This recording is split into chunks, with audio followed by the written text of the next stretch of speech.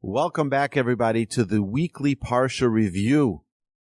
This Parsha is Parshas Chayei. It is the fifth portion in the book of Genesis and the book of Bereshis, and the fifth portion in the Torah. There are 105 verses, 1,402 words, and 5,314 letters. The reason we mention this is, as we've seen, we've given examples in almost every single Torah portion.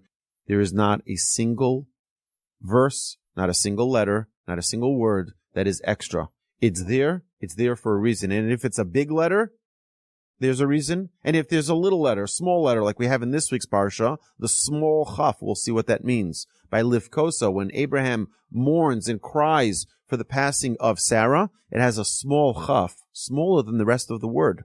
There's a reason for it. There are no mitzvahs in this week's Torah portion, not performative and not prohibitions. The Parsha begins with Sarah's death. Sarah, Abraham's wife, our matriarch, she passes away at 127 years old.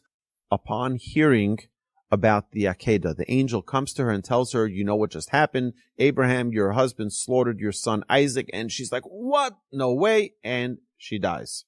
Now, very interestingly, the Torah tells us that she was 100 years old and 20 years old and 7 years old. And of course, the question is, why does it need to say that in such a duplicitous way? We just mentioned that there's not an extra word in the Torah. So what is the Torah telling us here that we need to pay attention to? And that is that Rashi explains that when she was 100 years old, she was pure like she was 20 years old. We know the Torah tells us that till the age of 20, you don't have an account up in heaven. Till the age of 20, you do something wrong, you get punished here. But after the age of 20, that's when you open up your account in heaven. And that's when the punishment, the retribution, can potentially happen in the world to come. And Sarah was so pure of sin, she was so clean and pristine, that when she was 100 years old, it was like she was 20 without any sin. And when she was 20 years old, she was as beautiful as when she was 7 years old. The beauty of a 7-year-old child is not only a physical beauty, but also a certain pristineness that comes with a 7-year-old who's completely innocent, who is completely removed from all challenge, who's just a happy-go-lucky. That's the way Sarah was in her beauty at the age of 20. There are a lot of very important things, and I highly recommend every week take a scan, read through, just read the translation in a Stone edition Chumash of Art Scroll or the Schottenstein edition of the Interlinear Chumash of Art Scroll. Take a brief look through the Parsha. You will see so many delightful, eye-opening ideas. It is worthwhile. You're not going to waste your time. Now, Abraham is very, very sad. He mourns and eulogizes his wife, Sarah, and Abraham seeks to bury her in the cave of Machpelah, the cave of doubles, in the city of Hebron, the holy city of Hebron. As this is the burial place of Adam and Eve, Avram pays Ephron the Hittite an exorbitant sum of 400 silver shekels to purchase the land for burial. The place is where our patriarchs Adam, Abraham, Isaac, Jacob, and Esav's head are buried, including our matriarchs Chava, Eve, Sarah, Rivka, and Leah. Rachel's not there. Rachel is buried in Rachel's tomb, which is on the way to Hebron. Now, there's a couple of interesting things that we need to point out over here. Number one is that Esav's head was buried in the tomb of Machpelah. Okay, so we have to understand, what is that? It's going to be, we're going to learn about it later in a few weeks' Torah portion, but because I included it here, I think it's important for us to point out what was unique about Esav. Esav, and we've mentioned this many times in our Musar podcast, about the idea of our mind, our intellect, and our heart, which is the source of our actions. Esav, in his mind, our sages tell us, was equivalent and as holy as one of the patriarchs. But his actions were not. He thought great ideas. He contemplated holiness, greatness. We see that he performed the mitzvah of honoring your father and mother in the most magnificent way. We'll see it in the coming Torah portions. But in his actions, he wasn't. And therefore, his head merited to be in the cave of Machpelah, in the cave of doubles, together with our patriarchs and matriarchs, but not the rest of his body, because the way in which he acted didn't live up to the standards of our patriarchs and matriarchs. Now, what happened with his head? How did that happen? That we'll see in the coming portions. There was a whole negotiation that went on here with Ephron. First, Ephron says, oh, please, bury your deceased. Just no problem. Take the land. It's yours. And then Abraham's like, please, let me pay for it. Abraham didn't want favors. And then Ephron says, oh, in that case, 400 gold coins. It's like if you're getting a ride from the airport and the guy's like, how much can I pay? And the driver says, oh, it's free. No problem. No, please. I want to pay. Okay, no problem. It's like $800. It's like, what? And why did Abraham do it? Because Abraham didn't want anyone to doubt his ownership of the land. He didn't want there to be, even the most exorbitant price I'm willing to pay. And not only that, he did it in front of everybody. Everyone, please come. You're all going to be witnesses here to what's going to happen here. So that nobody will later say that Abraham didn't rightfully own this land. You know what? You weren't so honest. The Torah points that out, the dishonesty of Ephron. And when you say something, you got to follow through with it. But Abraham, still notwithstanding, he doesn't say, hey, what just happened here? Why are you changing your mind? What suddenly happened? It's okay. That's the price? You got it. Not negotiating. I don't want you to say that I swindled you. I squeezed it out of you. No. Fear, market value, even way above market value. You got it. The next segment of the Parsha, and this is a long segment of the Parsha, it's 64 verses, deals with Isaac getting married. Avram sends his faithful, trusted servant Eliezer to Haran, Abraham's old city, to find a suitable wife for Yitzchak. Yitzchak at the time is 40 years old, making him swear to choose only from Avraham's family. Only, it means you're going to Haran, where Abraham grew up. You only take someone who's part of my family, meaning they were Jewish, they were part of the tribe. That doesn't mean that everyone was righteous. Eliezer travels with jewelry and gifts for the future wife of Yitzchak, of Isaac. At Aram Naharaim, he prays. And he says, Hashem, please give me a sign that will identify the suitable girl for Isaac. The sign that Hashem tells him is going to be that when you ask a girl for water from the well, she will give you water and she will give water for your camels. And then you will know that this is the right woman for Isaac, someone who's really kind. Providentially, Rivka, who was born in the end of last week's Parsha, if you remember, she appears. Eliezer asks her for water, and Rivka gives him and his 10 camels, that's about 140 gallons of water. The camels drink a lot. And she invites him to her father's home, Besuel's home. This extreme kindness marks her as the right wife for Yitzchak and a suitable mother for the Jewish people. When Eliezer asks for her hand in marriage on behalf of Rivka's great uncle Abraham, Rivka says, I do. Yes. And then the negotiations begin between Lavan, which is her brother, and Besuel, her father. Besuel tries to poison Eliezer because he sees that he comes with 10 camels. They're loaded with riches. They're loaded with gold and silver and jewelry. And he just wants Eliezer dead so he can steal all of his possessions. And an angel switches their plates, the Midrash tells us, and Besuel dies from his own doing. Rivka leaves with Eliezer and with a blessing. Now, very interesting, we notice, if you look at the verse, that only Lavan responds, not Besuel, because Besuel died is the first reason. The second reason is because Lavan didn't have proper respect for his father. A child is never supposed to speak before their father. The father speaks, and then the child speaks. This Lavan had such bad midos, such bad character traits, that he spoke up in front of his father.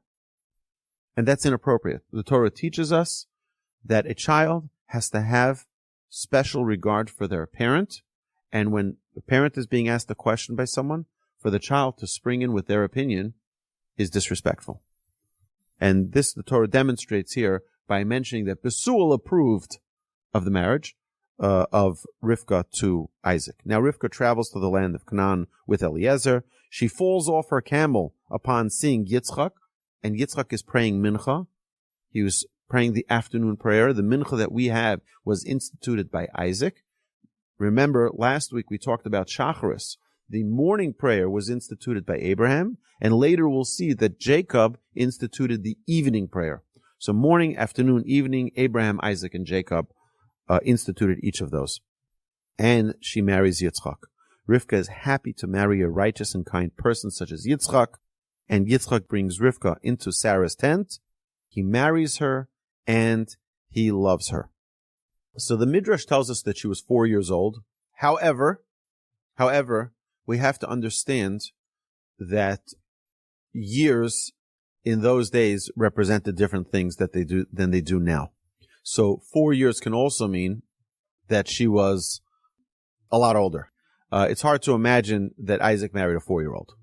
But why does the Midrash say that? Probably because of her innocence, probably because of her holiness. There are many reasons we can find that in the Midrash. Now, Yitzchak is consoled for the loss of his mother when the 3 great miracles return. What were those 3 miracles? The challah for Shabbos stayed fresh from 1 week to the next. The Shabbos candle stayed lit the entire week. And a heavenly cloud hovered above her tent, a sign that Hashem was present all the time. You're wondering, you're like, 1 second, the Torah wasn't yet given till several hundred years later. This is Abraham. It's only 7 generations later. It's Isaac. 6 generations later when Moshe receives the Torah at Mount Sinai. So we don't have the commandment for Shabbos yet. We don't have the commandment for Challah yet. We don't have all of these commandments. The answer is, we've said previously, our ancestors prior to receiving the Torah kept the Torah. We gave an example of that last week when Abraham had guests. We know we can't serve meat and then milk. We can serve milk and then meat. And Abraham, we see the Torah tells us that Abraham first gave them chema v'chalav. He gives them butter and milk, and then he gives them meat to eat. Because Abraham observed the Torah. Abraham knew the mitzvahs of the Torah. The obvious question that we asked previously is, if Abraham knew the Torah, why didn't he circumcise himself till he was commanded to do so? If he knew it, he should have observed it. Well, bris, which is a covenant between Hashem and Abraham and the Jewish people, needs to have a partner. You can't make a treaty just with yourself. And therefore, Abraham waited till God says, here is the treaty I'm going to make between me and you and your descendants. And therefore, Abraham only observed the bris when he was commanded to do so, where God says, this is going to be the sign between me and you. But till he had a partner in that treaty, there was no sense in him circumcising himself without a partner. And then the last section of this week's Torah portion is the end of Avraham's life. We see that Avraham remarries Hagar, now named Keturah. Now, we've mentioned previously that names mean something.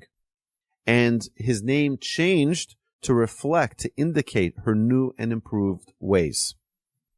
They had 6 sons that were born: Zimran, Yakshan, Medan, Midian, Yishbak, and Shuach. After giving them gifts, Abraham sends them to the east for their idolatry. Abraham didn't want any of their idolatry to be around him. And then Abraham instructs that only Isaac will be his heir. Only Isaac will be inheriting Abraham's possessions. And then Abraham passes at the age of 175 and is buried by Yitzchak and Yishmael next to Sarah. So both his older children, Yitzchak and Yishmael, why does the Torah tell us that?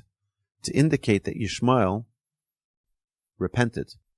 And when Abraham died, Abraham was happy that Yishmael had come back to his senses. He went away from his wicked ways and merited to bury Abraham together with Isaac. Now, a few important lessons that I want to point out. Number one is that it says in the Talmud, that someone who doesn't have children is considered that they're not living.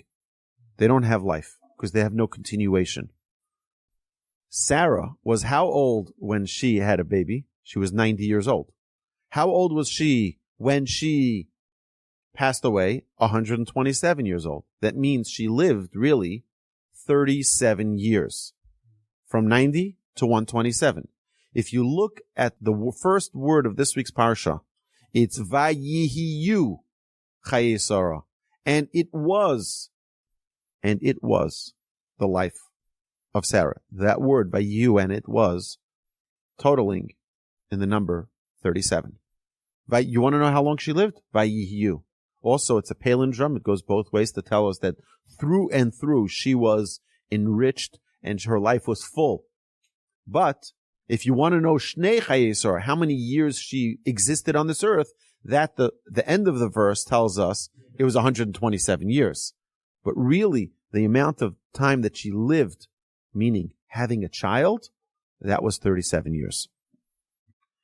Another very important piece here is that Abraham ensures, we mentioned this previously, he ensured cleanliness of money.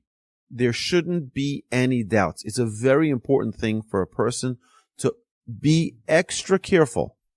You do a business deal, make sure the money is clean. You have a partnership with someone, make sure the money is clean. Yeah, you know what? He won't notice if I get an extra 2%. He won't notice. You know what? Money that is not clean won't bring blessing. Abraham only wanted blessing.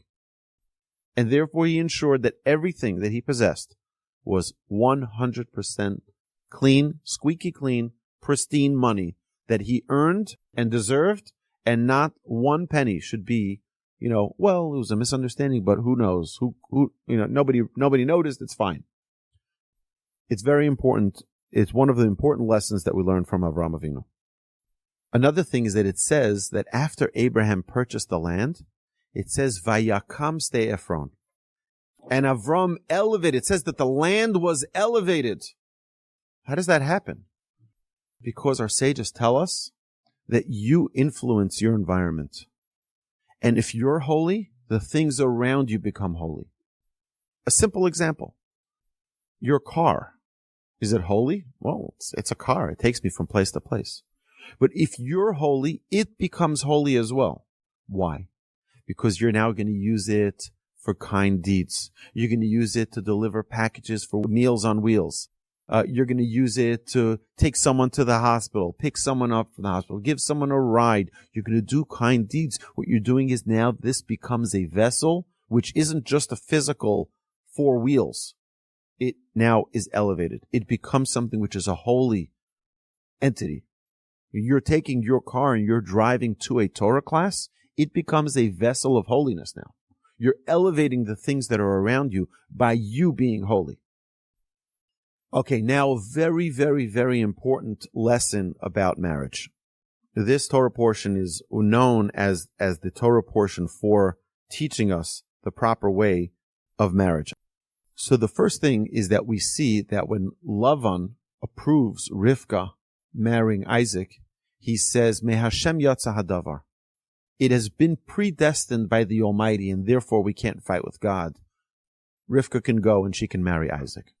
Our sages teach us, this is the Talmud. The Talmud says that 40 days before a child is born, a heavenly voice declares this child for this child, this man to this woman. They're predestined. There's a heavenly voice that declares. Why? Because our sages teach us that when a couple get together, it's the reunification of a soul. There are 2 halves of a soul that are split. This one gets into his body, this one gets into her body. And when they come together, this is the unification of a soul that was once together. It's all predestined. And guess what? It's a declaration. It says, Scott, Nava, boom, you guys are one soul. And the marriage is the reunification. So marriage is predestined. We have to remember that and know that. And therefore, it's important for one to realize that it's worthwhile working on a marriage. Because this is the marriage God thought was the right match. God thought this was the right match, and therefore work on it and bring it to its full potential. Another thing is that what do you look for? What do you look for in a mate? You look for good midos. You look for good character traits. Because character traits are the one vehicle that will continue forever. Money comes and goes. Good midos stay forever. So it's worthwhile investing in that which is truly important. And we see that what does Abraham say to Eliezer? He says, I want a girl for my son who has good midos. How do we see that? We see that it's only someone who has remarkable, impeccable character that will not only offer a person to drink, but all of his camels. You know what act of kindness that is? And we're talking here estimated 140 gallons of water. That's a lot of water to get out of a well. But you know what? When you're doing for someone else, that's the greatest demonstration of care, of concern, of love for another human being. That virtue, that quality is what Abraham said to Eliezer. That's what I want you to find in a wife. Now, it's very interesting that it says that Isaac marries her, and then it says he loves her. What's going on here? Don't you fall in love and then get married? Our sages tell us, no, you can't love someone that you don't give to. Marriage is built on giving, on giving, on giving. The more you give, the more you will love. And what we see here is that it's almost a race for who can give first. Because Isaac sends camel loads of jewelry for what? To start the giving. All of marriage is about becoming a giver, a godlike entity. God is a constant giver. Did anyone here get a bill for the oxygen that you breathed this morning? No. We got it for free. Why? Because God is a giver. Did anybody here get a bill for their legs? Anybody get a bill for the legs? No. You just walked. You just got up in the morning and you were able to walk. You know that you have to pay 50 cents to look at those binoculars, to look at New York City, or to look at a distant. Did anyone here pay for their eyes? For the vision? No. Why? Because Hashem is a giver. Marriage is a microcosm of our desire to be godlike. And we're a giver and giver and giver and non-stop being, because the more you give, the more you love. If you ask parents who have children who are special needs, or a child who has special needs, you ask them, which child do you love the most? Every time they'll tell you the one with the special needs. You know why? Because they give the most to that child. The more you give to someone, the more you love that someone. It doesn't mean that they love the other children less, but there's a special relationship with someone that you give to that much. The more you give, the more you love. And that's what we see here with Isaac. We see this with Rebekah. We see that their relationship was built on giving. It's not about what I get. It's about what I can give. Another thing that's very important for us to notice in this week's Parsha is that Rivka, although she grew up in a compromised household of Besuel and Lavan, who were no goodniks, she maintained her holiness. She maintained her purity and did not get influenced by their bad ways. And this is something that we talked about many, many times about the importance of preserving a holy environment. Make sure that your environment is one that is wholesome. Make sure that your environment, because we are influenced by our environment. It's a unique specialty that Rivka did not. And that's why it's pointed out that she maintained her holiness. She maintained her beauty, her inner beauty, even though there was corruption all around her. We learn about burial of the dead, eulogizing and funeral practices from Abraham. Abraham teaches us the love, the passion, the incredible relationship that he had with Sarah, that he was so sad.